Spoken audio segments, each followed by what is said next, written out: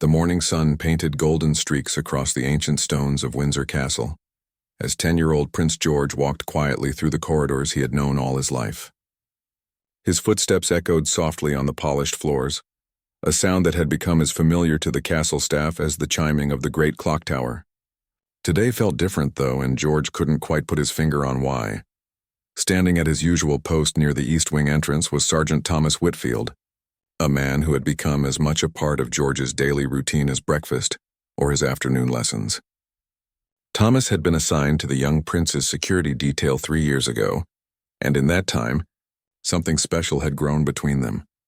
Not just the professional relationship between protector and protected, but something that felt more like friendship. Thomas was not like the other guards. While most of the Royal Protection officers maintained a stern, distant demeanor, Thomas had a warmth in his eyes and a gentle smile that appeared whenever George approached. He was a tall man with graying hair at his temples, and hands that had seen both military service and the tender care of his own children at home. His uniform was always perfectly pressed, his posture impeccable. But there was something soft about him that the other guards seemed to lack. George had learned, through careful observation and occasional conversations, that Thomas had served in the military for 15 years before joining the Royal Protection Team. He had 2 daughters of his own, both grown now, and George suspected that Thomas sometimes saw his own children in the young prince. There was a protective instinct in Thomas that went beyond his professional duties, and George felt it every time the guard looked at him. The castle was buzzing with its usual morning activity. Maids hurried past with fresh linens, footmen carried silver trays laden with the Morning Post, and various officials moved with purpose through the grand hallways. George had learned to navigate through this choreographed dance of royal life, but sometimes he felt like he was watching it all from the outside, as if he were a visitor in his own home. As George approached Thomas's post, he noticed something different in the guard's expression. There was a tightness around his eyes, a stiffness in his shoulders that wasn't usually there. Thomas still smiled when he saw the prince approaching, but it didn't reach his eyes the way it normally did. "Good morning, Sergeant Whitfield," George said, using the formal address that was expected of him in public spaces, even though he longed to simply call him Thomas as he did when they were alone. "Good morning, Your Royal Highness," Thomas replied, his voice carrying its usual respect but with an undertone that George's sharp ears detected immediately. Something was troubling his friend, and George felt a flutter of concern in his chest. The prince had developed an unusual ability for someone his age. He could read people's emotions with startling accuracy.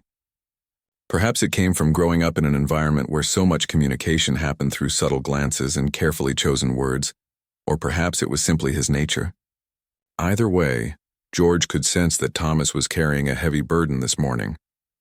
They stood together in comfortable silence for a moment, watching the morning activities of the castle unfold around them. George pretended to be interested in a painting on the wall, but his attention was focused entirely on Thomas. He noticed the way the guard's hand fidgeted with his radio, the way his eyes seemed to be looking at something far beyond the castle walls. "Is everything all right?" George asked quietly, stepping closer to Thomas so that their conversation wouldn't be overheard by the passing staff members.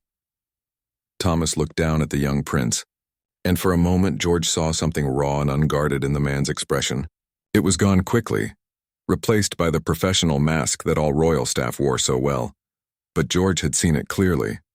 "Of course, Your Highness. Everything is perfectly fine," Thomas replied, but his voice lacked conviction.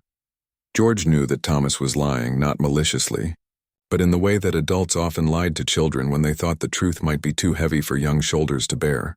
The prince had encountered this kind of protective dishonesty many times in his life, and while he understood the intention behind it, it always made him feel smaller and more isolated than he already was. The morning continued with its regular rhythm. George attended his lessons with his private tutors, practiced piano in the music room, and took his customary walk through the castle gardens. But throughout the day, his thoughts kept returning to Thomas and the sadness he had seen in the guard's eyes. During lunch, George found himself picking at his food, his mind elsewhere. His nanny, Mrs. Patterson, noticed his distraction and asked if he was feeling well. George assured her that he was fine, but inwardly he was wrestling with a growing sense that something important was happening just beyond his understanding. The afternoon brought more lessons and activities, but George found it difficult to concentrate. His mathematics tutor had to repeat questions several times, and during his French lesson he made mistakes that he wouldn't normally make. His instructors attributed his distraction to the natural restlessness of a young boy, but George knew it was something more than that. As evening approached and the golden light began to fade from the castle windows, George made his way back toward the east wing. He had developed a habit of saying goodnight to Thomas before retiring to his rooms, a small ritual that had grown between them over the years. But as he rounded the corner toward Thomas's usual post, George saw something that made his heart skip. Thomas was standing with two men in dark suits, men that George recognized as senior officials from the royal household. Their conversation was quiet but intense, and even from a distance, George could see the tension in Thomas's posture. The young prince pressed himself against the wall, hidden behind a large decorative column, and watched as the conversation continued. He couldn't hear the words being spoken, but he could read the body language clearly enough. This was not a casual chat between colleagues. This was something serious, something that was causing Thomas visible distress. When the officials finally walked away, Thomas remained standing alone. His shoulders sagged as if a great weight had settled upon them. George watched as his friend and protector stood there in the fading light, looking more vulnerable than the prince had ever seen him before. In that moment, George made a decision that would change everything. He would find out what was troubling Thomas, and if it was within his power to help, he would do whatever it took to make things right. The next morning brought with it the kind of crisp autumn air that made the ancient windows of Windsor Castle rattle gently in their frames. George woke earlier than usual, his mind immediately returning to the mysterious conversation he had witnessed between Thomas and the royal officials. Sleep had come fitfully, filled with dreams he couldn't quite remember, but that left him with a lingering sense of unease.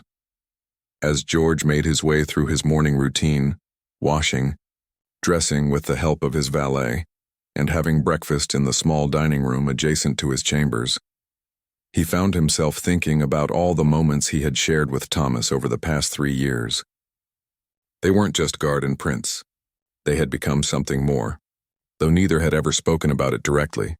George remembered the day he had been feeling particularly lonely after a difficult phone call with his father, who was away on a royal tour.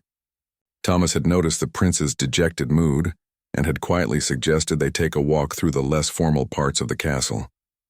During that walk, Thomas had shared stories about his own childhood, tales of mischief and adventure that had made George laugh for the first time in days. There was also the incident 6 months ago when George had fallen ill with a particularly nasty bout of flu. While the royal physicians attended to his medical needs and his nanny fussed over his comfort, it was Thomas who had sat quietly in the corner of his room during the worst of it, offering a steady, reassuring presence that had meant more to George than all the medicine in the world. Thomas had a way of making George feel normal, as if he were just a regular boy rather than a future king. When they talked, Thomas never used the elaborate language of court protocol. He spoke to George as he would speak to anyone, with honesty and warmth, treating him as a person rather than a title. After breakfast, George made his way toward the east wing, with more purpose than usual. He arrived at Thomas's post to find the guard looking even more troubled than he had the day before. The lines around his eyes seemed deeper, and there was a heaviness in his movements that spoke of a sleepless night.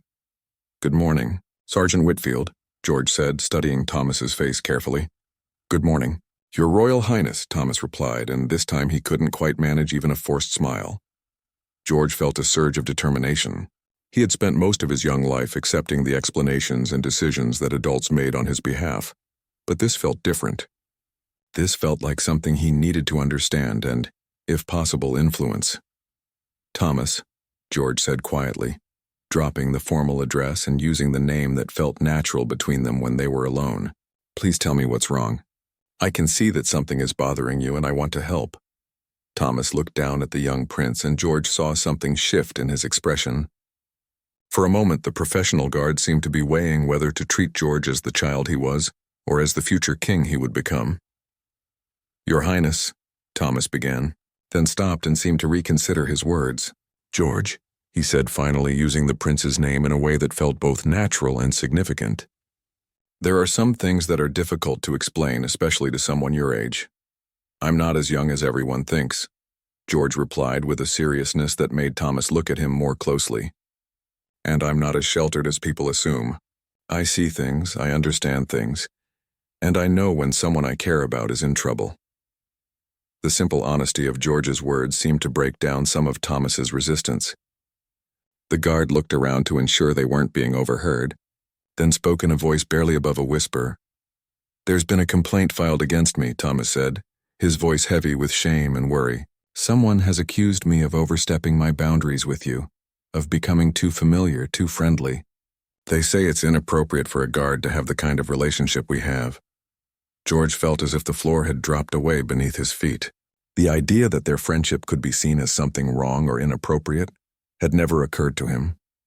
To George, Thomas wasn't just a guard. He was a friend, a mentor, sometimes almost like the father figure that his actual father's royal duties often prevented him from being. "But that's ridiculous," George said, his voice rising slightly before he remembered where they were and lowered it again. "You haven't done anything wrong. You've been nothing but kind and respectful," Thomas smiled sadly. "I appreciate that, George, I truly do. But in this world, in your world, there are rules and protocols that govern everything, including how royal protection officers are supposed to interact with members of the royal family. Some people think I've crossed those lines." "What people?" George asked, anger beginning to burn in his chest. "Who would say such things?" "It doesn't matter who," Thomas replied, though George could see the pain in his eyes. "What matters is that an investigation has been opened. I'm being reviewed, and if they determine that the complaint has merit, I'll be reassigned to a different post, possibly removed from royal protection duty altogether." The implications of Thomas's words hit George like a physical blow. The thought of losing his friend, of having him disappear from his daily life because someone had decided their friendship was inappropriate, filled him with a fierce, protective anger that surprised him with its intensity. "How long do you have?" George asked. "The investigation could take weeks, or it could be concluded by the end of this week," Thomas replied. "It depends on what they find, who they interview, and what conclusions they reach." George felt something crystallizing inside him, a sense of purpose and determination that he had never experienced before. This wasn't just about Thomas's job or even their friendship. This was about what was right and what was wrong, about the power he would someday wield and how he chose to use it. "Thomas," George said, looking directly into the guard's eyes, "I want you to know that whatever happens, you've made my life better. You've treated me like a real person, not just a title or a duty. You've been my friend when I needed one most, and that's not something I'll ever forget." Thomas's eyes glistened slightly, and George could see how much those words meant to him. "Thank you, George. That means more to me than you know." As George walked away from their conversation, his mind was already working, turning over possibilities and considering options that most 10-year-old boys would never have to contemplate. He had been born into a position of privilege and future power, and now, for the first time in his young life, he was beginning to understand that those privileges came with responsibilities. The rest of the day passed in a blur of lessons and activities, but George's attention was focused on a growing plan that was taking shape in his mind. He had always been told that someday he would need to make difficult decisions, that he would need to use his position to protect and serve others. He had thought those days were still years away, but now he realized that sometimes the most important moments came when you least expected them. By evening, George had made up his mind. He would not simply stand by and watch as his friend was potentially punished for the crime of treating him with genuine kindness. He had a voice, and it was time he learned how to use it. George spent the following day in a state of quiet observation, watching and listening with an intensity that would have surprised anyone who knew him well. He had always been a perceptive child, but now his natural curiosity had been sharpened by purpose. He needed to understand exactly what was happening to Thomas and who was behind it. During his morning lessons, George found his attention drifting toward the windows that overlooked the courtyard, where royal staff often gathered during their breaks. He watched Thomas standing alone, no longer engaging in the casual conversations with other guards that had once been commonplace. It was clear that word of the investigation had spread, and Thomas was being treated with the kind of careful distance that people maintained around someone whose future was uncertain. George's history tutor, Mr. Henderson, noticed the prince's distraction and gently called his attention back to their lesson about the constitutional monarchy. As they discussed the role of the sovereign in modern Britain, George found himself asking questions that surprised his tutor with their sophistication. "Mr. Henderson," George said during a pause in their discussion, "when does a member of the royal family have the right to intervene in matters that concern them personally?" Mr. Henderson adjusted his glasses and considered the question carefully.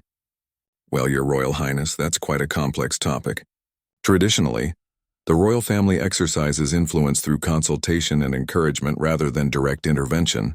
However, there are certain circumstances where a royal voice carries significant weight, particularly in matters that directly affect the household or the family's well-being." "And what about matters of fairness?" George pressed.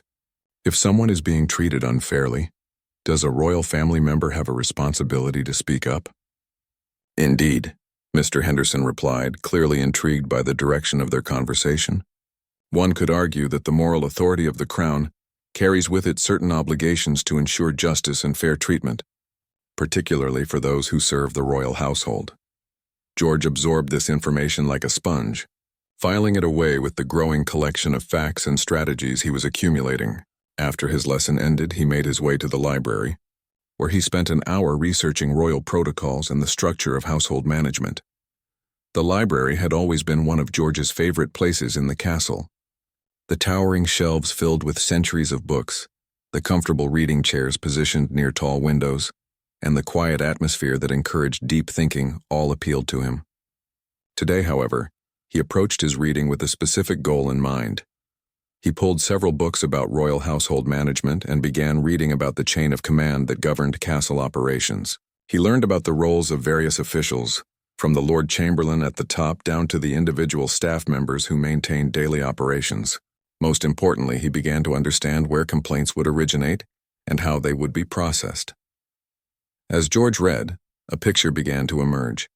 Complaints against royal protection officers would typically be filed through the Master of the Household's office, investigated by senior security officials, and ultimately decided by a committee that included both household staff and external security experts. The process was designed to be thorough and fair, but George realized that it was also susceptible to influence from people with personal agendas. During lunch, George listened more carefully than usual to the conversations happening around him. Royal meals were often attended by various household officials and family advisors, and George had learned that important information often surfaced in casual comments and seemingly innocent discussions. Today, he overheard a conversation between two senior household staff members that made his blood run cold. They were discussing Thomas's situation with a tone that suggested they believed the complaint was justified. One of them mentioned that certain boundaries needed to be maintained, and that the young prince needed to understand proper relationships with staff. George felt his anger flare, but he forced himself to remain calm and continue listening. He needed information, not emotional reactions. As the conversation continued, he picked up crucial details. The complaint had been filed by someone within the household staff. It specifically cited Thomas's overly familiar behavior with George, and there was pressure to resolve the matter quickly to avoid any potential embarrassment to the royal family. After lunch, George made a decision that surprised even himself. Instead of attending his scheduled afternoon activities, he asked Mrs. Patterson to arrange a meeting with his private secretary, Miss Caroline Webb. Miss Webb was a woman in her 40s who had been handling George's official correspondence and scheduling for the past 2 years. She was intelligent, discreet, and had always treated George with the perfect balance of respect and warmth. When Miss Webb arrived at George's study, she found the young prince sitting behind his desk with an air of seriousness that she had rarely seen before. "Miss Webb," George began, "I need to understand something about how household complaints are processed, and I need to know who has filed a complaint against Sergeant Whitfield." Miss Webb's eyebrows rose slightly, but her expression remained professionally neutral. "Your Royal Highness, that's quite a specific inquiry. May I ask what has prompted this interest?" George looked directly at her, and Miss Webb was struck by the maturity she saw in his eyes. "Sergeant Whitfield is my friend," George said simply. "Someone has accused him of something that isn't true, and I want to help him. But I can't help if I don't understand what's really happening." Miss Webb was quiet for a long moment, clearly weighing her response. George could see her struggling between her instinct to protect him from adult concerns and her recognition that he was asking legitimate questions about something that directly affected him. "Your Royal Highness," she said finally. "While I cannot provide specific details about ongoing personnel matters, "I can tell you that you do have certain rights regarding your personal security arrangements. If you have concerns about changes to your protection detail, those concerns would be taken very seriously by the appropriate authorities." George leaned forward. "What kind of concerns? And who are the appropriate authorities?" "Well," Miss Webb replied carefully, "if you felt that a proposed change to your security detail would negatively impact your sense of safety or well-being, you could formally request that the current arrangements be maintained. Such a request would carry considerable weight, particularly coming from someone in your position." George felt a surge of hope. This was exactly the kind of information he needed. "And how would I make such a formal request?" "It would typically be submitted in writing to the Lord Chamberlain's office, with copies to the Master of the Household and the Head of Royal Protection. Given your age, it would likely need to be countersigned by a parent or guardian, but the request itself would be entirely yours." George nodded thoughtfully. "Miss Webb, if I were to draft such a letter, would you help me ensure it follows the proper format and channels?" Miss Webb studied him for a moment, and George could see her making a decision. "Yes, Your Royal Highness," she said. "If you choose to pursue this course of action, I would be happy to assist you." As George prepared for bed that evening, his mind was racing with possibilities. He had learned more in one day about the workings of royal protocol than he had in years of formal instruction. More importantly, he had discovered that his position gave him tools and influence that he had never realized he possessed. The plan that was forming in his mind was bold, perhaps even risky, but George felt certain it was the right thing to do. Thomas had stood by him when he needed support, had treated him with kindness and respect when others saw only duty and protocol. Now it was George's turn to stand by Thomas. Looking out his bedroom window at the moonlit grounds of Windsor Castle, George made a promise to himself. Tomorrow, he would begin putting his plan into action. He would use every advantage his position afforded him to protect his friend, and in doing so, he would take his first real step toward understanding what it truly meant to be a future king. The morning brought with it a sense of urgency that George had never experienced before. He woke before his usual time, his mind immediately focused on the task ahead. Today would be the day he began fighting for Thomas, and the weight of that responsibility settled on his young shoulders like a royal robe, heavy, significant, and impossible to ignore. George dressed with more care than usual, choosing his most formal day clothes. If he was going to make his first real stand as a future king, he wanted to look the part. When Mrs. Patterson commented on his unusual attention to his appearance, George simply told her that he had important business to attend to that day. After breakfast, George made his way to his study where Miss Webb was waiting with a notepad and several official documents. She had clearly taken his request seriously and had prepared thoroughly for their meeting. "Your Royal Highness," Miss Webb began, "I've researched the proper procedures for the type of formal request you wish to make. I should tell you that this is quite unprecedented. I don't believe anyone your age has ever submitted such a formal intervention in a household personnel matter." George nodded gravely. "I understand, Miss Webb, but just because something hasn't been done before doesn't mean it can't be done now, does it?" Miss Webb smiled slightly. "Indeed not, Your Royal Highness. In fact, there's nothing in the protocols that would prevent such a request, provided it follows the proper format and channels." They spent the next hour working together on the letter. George was surprised by how difficult it was to translate his feelings about Thomas into the formal language required for official correspondence. Every emotion had to be carefully measured, every sentiment expressed in terms of security needs and household efficiency, rather than personal affection. "The key," Miss Webb explained as they worked, "is to frame your request in terms of your legitimate interests as a member of the royal family. You're not asking for a favor, you're expressing your professional assessment of your security needs." George found this approach both helpful and frustrating. He wanted to write about how Thomas made him feel safe and understood, about the friendship that had grown between them, about the unfairness of punishing someone for being kind. Instead, He had to write about optimal security arrangements and established protective relationships, and the importance of continuity and personal protection details. As they worked on the letter, George asked Miss Webb if she had been able to learn anything about who had filed the complaint against Thomas. Miss Webb hesitated before answering. "Your Royal Highness, I've made some discreet inquiries, and while I cannot provide definitive proof, there are strong indications that the complaint originated from someone who felt that Sergeant Whitfield's friendliness with you was setting a poor example for other staff members." "What do you mean?" George asked. "Well," Miss Webb continued carefully, "some of the more traditional household staff believe that maintaining strict formal relationships between family members and employees is essential for proper discipline and hierarchy. They worry that if one guard is seen to be too familiar with you, it might encourage others to overstep their boundaries."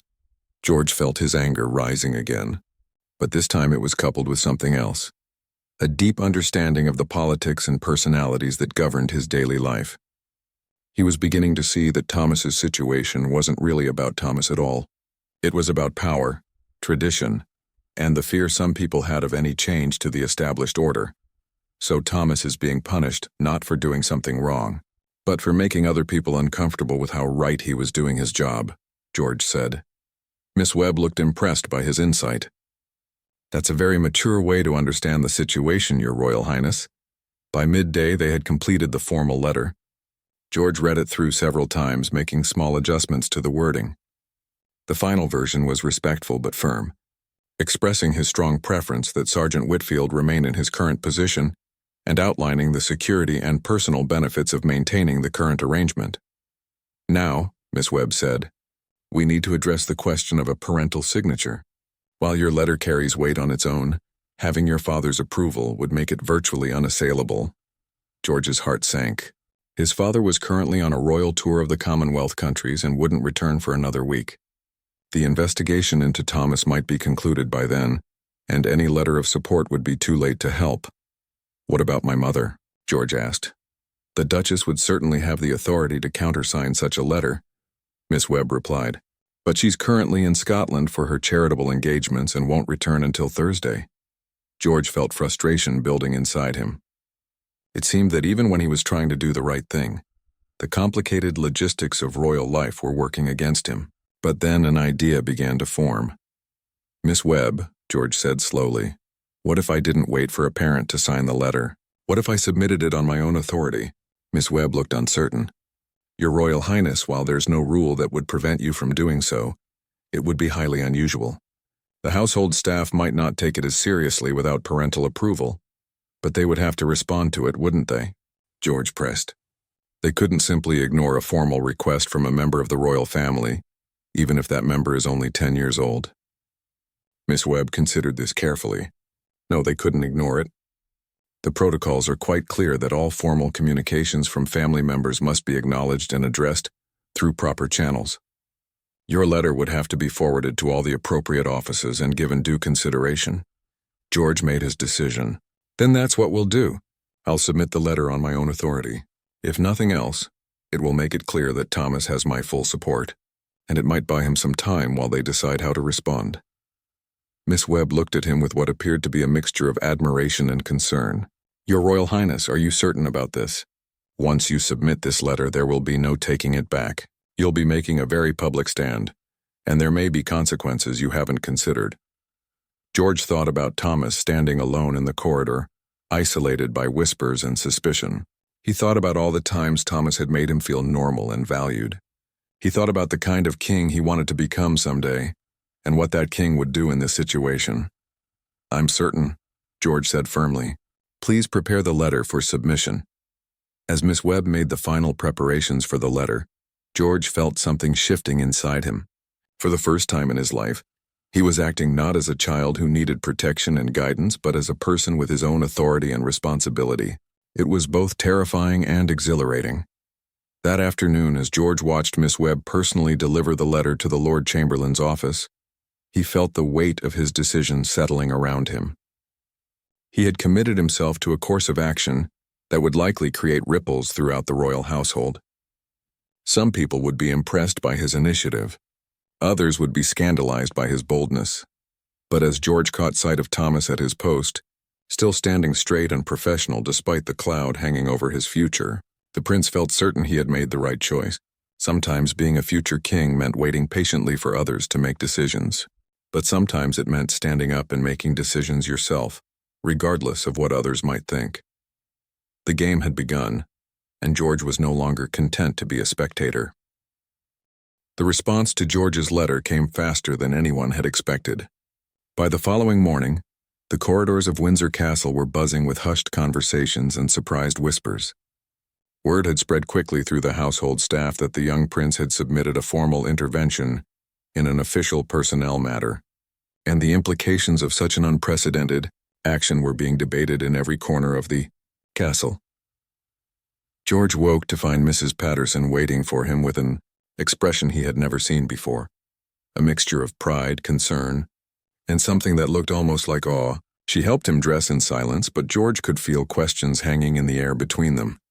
"Mrs. Patterson," George said as she adjusted his collar, "is everything all right?" She paused in her ministrations and looked at him directly. "Your Royal Highness, there are people who would like to speak with you this morning. Important people. Word of your letter has reached some very senior levels of the household administration." George felt his stomach tighten with nervousness, but his resolve remained firm. "I understand. I was expecting that there would be consequences." "You were expecting consequences?" Mrs. Patterson repeated, clearly surprised by his matter-of-fact tone. "George, what you've done, it's extraordinary and terrifying, and perhaps the bravest thing I've ever seen someone your age do." George looked at her with curiosity. "Do you think I was wrong to do it?" Mrs. Patterson was quiet for a long moment, clearly choosing her words carefully. "I think," she said finally, "that you acted from your heart, with wisdom beyond your years, and in defense of someone who has been nothing but loyal and kind to you. Whether it was right or wrong isn't for me to say, but I can tell you that it was courageous." As George made his way through the castle toward the breakfast room, he noticed that people were looking at him differently. The usual polite nods and respectful greetings were accompanied by something new, a kind of watchful attention that suggested people were seeing him not just as a child, but as someone with real influence and agency. During breakfast, Miss Webb appeared with a schedule change. "Your Royal Highness, your lessons have been postponed this morning. The Lord Chamberlain has requested a meeting with you at 10 o'clock. George nodded, trying to project more confidence than he felt. The Lord Chamberlain was one of the most senior officials in the royal household, responsible for overseeing all ceremonial and administrative functions. A meeting with him was not something that happened casually. At precisely 10 o'clock, George found himself seated in a grand office he had never entered before, facing a man whose authority was written in every line of his formal bearing. The Lord Chamberlain, Sir William Crawford, was a man in his 60s with silver hair and sharp eyes that seemed to miss nothing. "Your Royal Highness," Sir William began, his voice carrying the weight of decades of royal service, "your letter regarding Sergeant Whitfield has caused quite a stir in the household administration." George straightened in his chair. "I hope it has caused the right kind of stir, Sir William." Sir William's eyebrows rose slightly at George's direct response. "Indeed. Your intervention has certainly achieved its immediate goal. The investigation into Sergeant Whitfield has been suspended pending a full review of your concerns." George felt a wave of relief wash over him, but he tried not to let it show too clearly on his face. "I'm glad to hear that, Sir William. May I ask what happens next?" "That," Sir William replied, "depends on several factors. Your letter has raised important questions about the balance between protocol and practical considerations in royal protection arrangements. It has also highlighted some philosophical differences within the household staff about how relationships between family members and employees should be managed." George leaned forward slightly. "Sir William, I want to understand something. Is Sergeant Whitfield really being accused of doing something wrong? Or is he being accused of doing something that makes other people uncomfortable?" Sir William studied George for a long moment, and the prince could see something like approval in the older man's expression. "That, Your Royal Highness, is exactly the right question to ask. And it goes to the heart of a larger issue we've been grappling with in the household administration." "What kind of larger issue?" "The question of how the royal household should adapt to changing times while maintaining appropriate standards and traditions," Sir William explained. Some members of our staff believe that any deviation from the most formal protocols represents a dangerous precedent. Others argue that rigid adherence to outdated practices can actually harm the institution by creating unnecessary distance between the royal family and those who serve them. George felt a spark of understanding. And Thomas represents something larger than just one guard's relationship with one prince. Precisely, Sir William confirmed. Your letter has forced us to confront these broader questions in a very direct way. It has also demonstrated something that many of us had perhaps forgotten, that members of the royal family, even young ones, have legitimate voices in matters that directly affect them. George felt a surge of confidence. So what I did wasn't inappropriate. What you did was unprecedented, Sir William replied. Whether it was inappropriate depends on your perspective. From a traditional standpoint, it could be seen as overstepping boundaries. From a modern standpoint, it could be seen as a young royal taking responsibility for his own circumstances and standing up for principles of fairness and loyalty. The meeting continued for another 20 minutes, during which Sir William asked George detailed questions about his relationship with Thomas, his understanding of the situation, and his thoughts on how such matters should be handled in the future. George answered as honestly and thoughtfully as he could, feeling with each question that he was being evaluated, not just as a child, but as a future leader. When the meeting concluded, Sir William stood and extended his hand to George, a gesture of respect that surprised the young prince. Your Royal Highness, regardless of how this particular matter is resolved, I want you to know that your actions have impressed many people in this household. You have shown loyalty, courage, and wisdom that speak well of your character and your future. As George left the Lord Chamberlain's office, he felt different than he had when he entered. The meeting had confirmed that his letter had indeed created the stir he had hoped for, but it had also opened his eyes to the larger implications of his actions. He wasn't just fighting for Thomas anymore. He was participating in a broader conversation about what the royal household should be and how it should operate. Later that day, George sought out Thomas at his usual post. The guard's face showed a mixture of gratitude, concern, and something that looked like amazement when he saw the prince approaching. George, Thomas said quietly, I've heard what you did. I don't know what to say. You don't need to say anything, George replied, but I want you to know that I meant every word in that letter. You've been more than a guard to me, Thomas. You've been a friend, and friends stand up for each other. Thomas's eyes glistened with emotion. Your Royal Highness, what you've done, it's beyond anything I could have hoped for. But I want you to understand that there may be consequences for you as well. Not everyone will appreciate your intervention. George nodded seriously. I know. But I've learned something important over the past few days. Having a position of privilege means nothing if you don't use it to do what's right. And standing up for people who matter to you, that's always right. As George walked away from their conversation, he carried with him the knowledge that his decision had set in motion forces he couldn't entirely control or predict. But he also carried the satisfaction of knowing that he had acted according to his conscience and his values. The boy who had started this journey was becoming someone new, someone who understood that with great privilege came great responsibility, and that sometimes the most important decisions were the ones that required courage to make. The days following George's meeting with the Lord Chamberlain brought both triumph and tension to Windsor Castle. While the investigation into Thomas had been officially suspended, the reverberations of George's unprecedented intervention continued to spread through the household, creating divisions that the young prince had not fully anticipated. George first became aware of the backlash during his afternoon tea, when he overheard two senior housekeepers discussing his actions in voices they clearly thought were too quiet for him to hear. It's simply not appropriate, one of them was saying. Children, even royal children, should not be interfering in adult matters. What's next? Will he be deciding which maids to hire and fire? The boy has been far too indulged, the other replied. In my day, royal children were taught to respect their elders and the established order. This kind of behavior would never have been tolerated.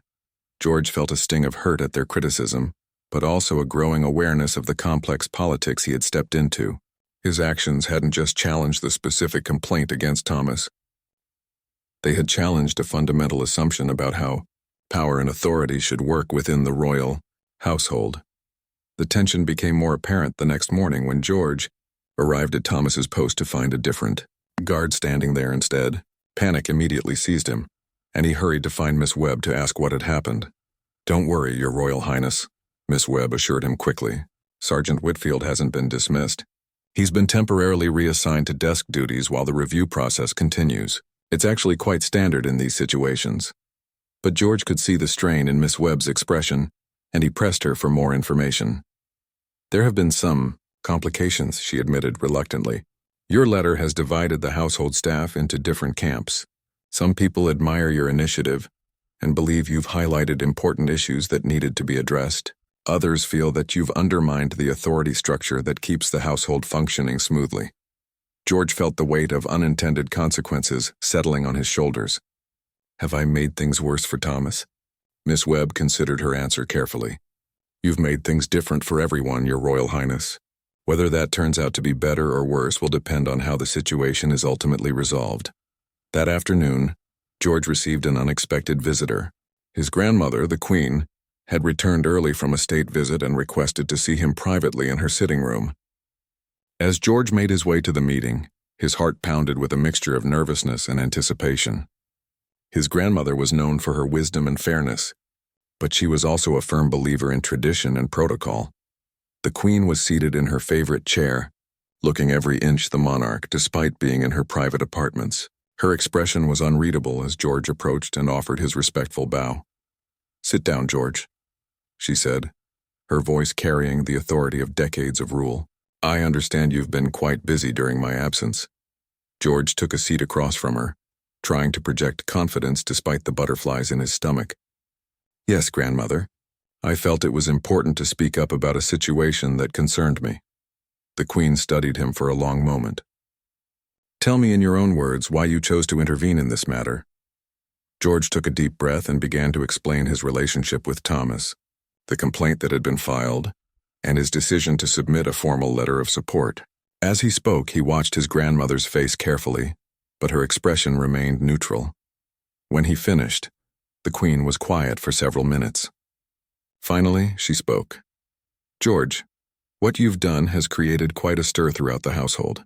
Some people are scandalized, others are impressed, and many are simply confused about how to respond to such an unprecedented action from someone your age." George waited for her to continue, his heart racing. However, the Queen went on. "I want you to understand something important. The Crown's authority comes not just from tradition and protocol, but from the moral leadership we provide. Sometimes exercising that moral leadership requires challenging the status quo, even when it's uncomfortable or controversial." George felt a surge of hope. "Does that mean you think I did the right thing?" The Queen's expression softened slightly. "I think you acted from principles of loyalty and fairness, which are fundamental to good leadership. I also think you demonstrated courage in standing up for someone you believed was being treated unfairly. These are qualities that will serve you well in the future." She paused, then continued with a more serious tone. "But I also think you've learned an important lesson about the complexities of leadership.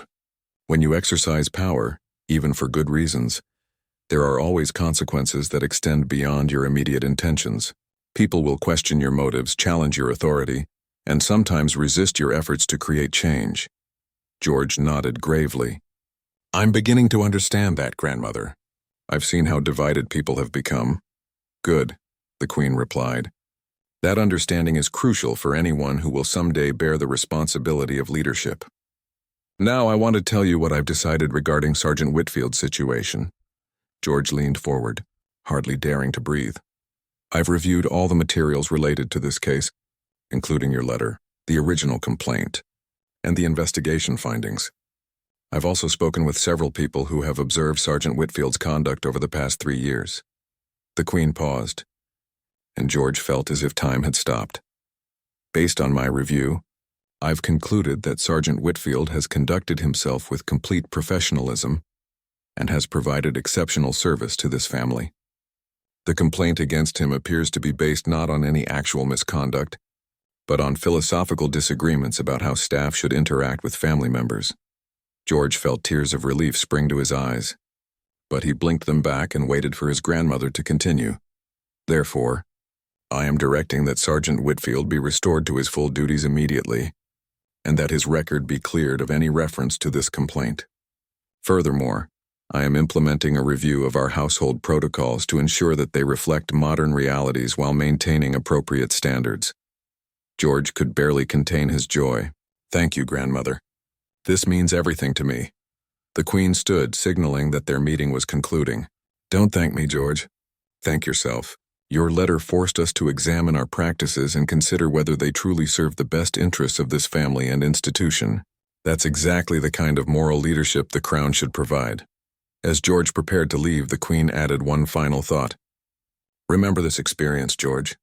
Remember how it felt to stand up for your principles even when it was difficult. Remember the importance of loyalty and fairness. And remember that sometimes the most important decisions are the ones that require courage to make. That evening, as George made his way through the castle corridors, he noticed that something had changed in how people looked at him. The whispers and divided opinions were still there. But there was also something new. A recognition that the young prince was no longer just a child to be managed and protected, but someone with his own voice and agency. When George reached Thomas's usual post the next morning and found his friend back in his familiar position, the smile that passed between them said everything that needed to be said. They had both learned important lessons about friendship, loyalty, and the courage required to do what's right.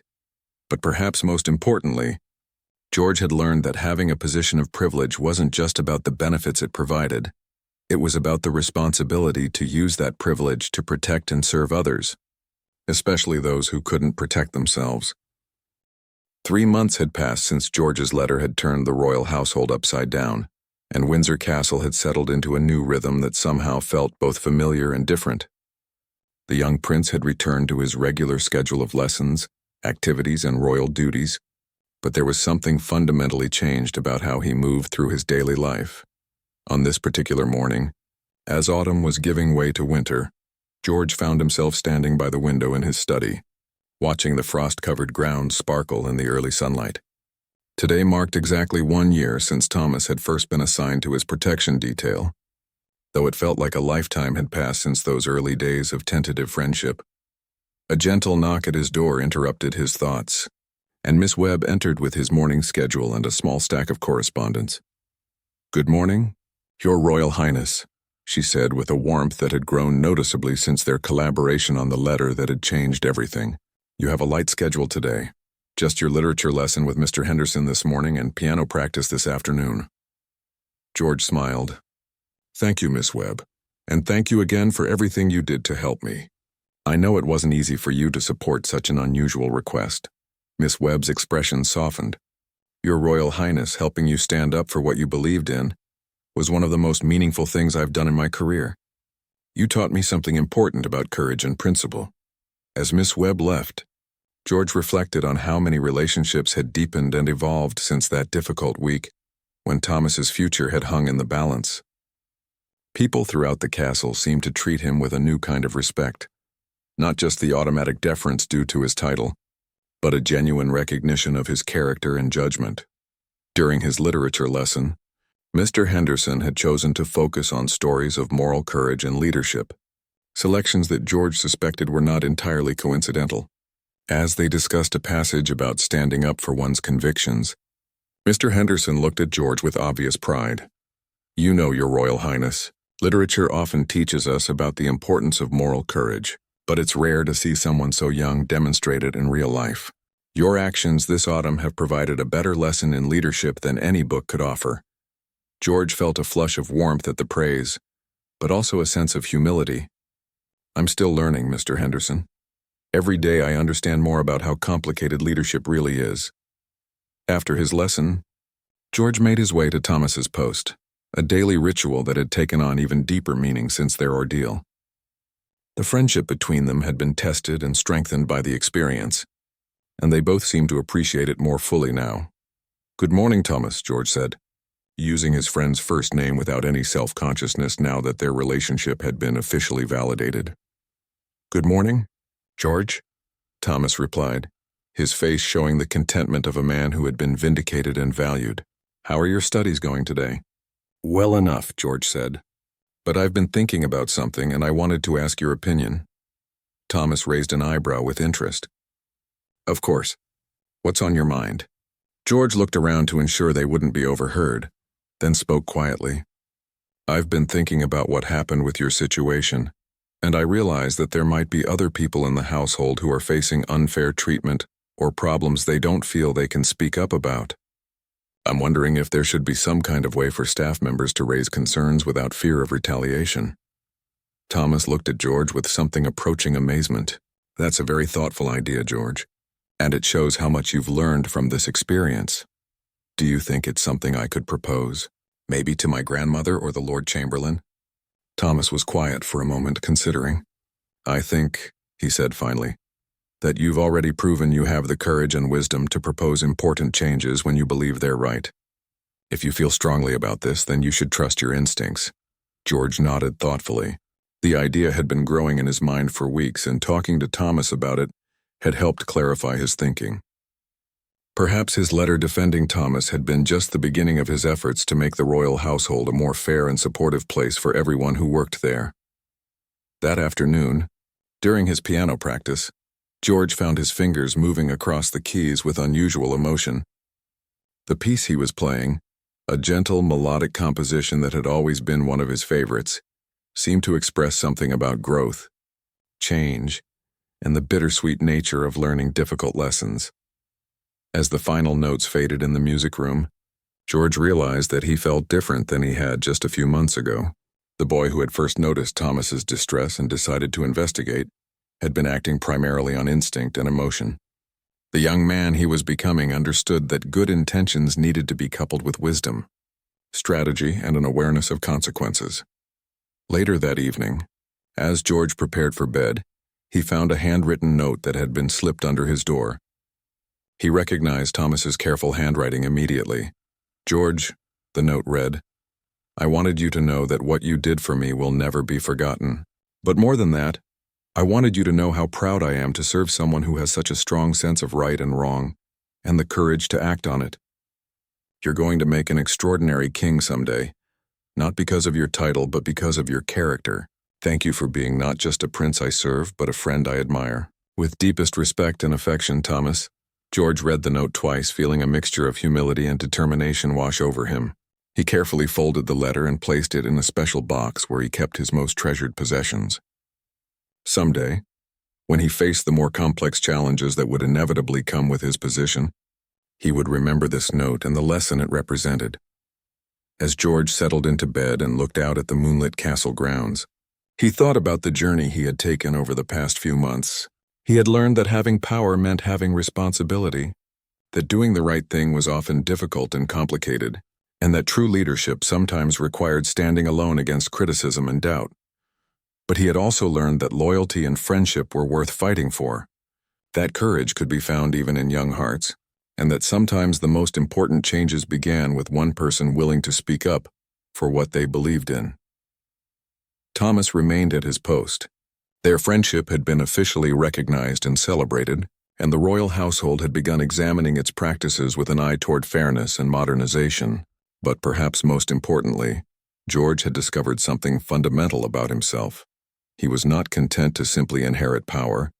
He wanted to earn it by using it wisely and compassionately. The boy who had started this journey by simply wanting to help a friend had become someone who understood that true nobility came not from birth or title, but from the choices one made when faced with the opportunity to do good.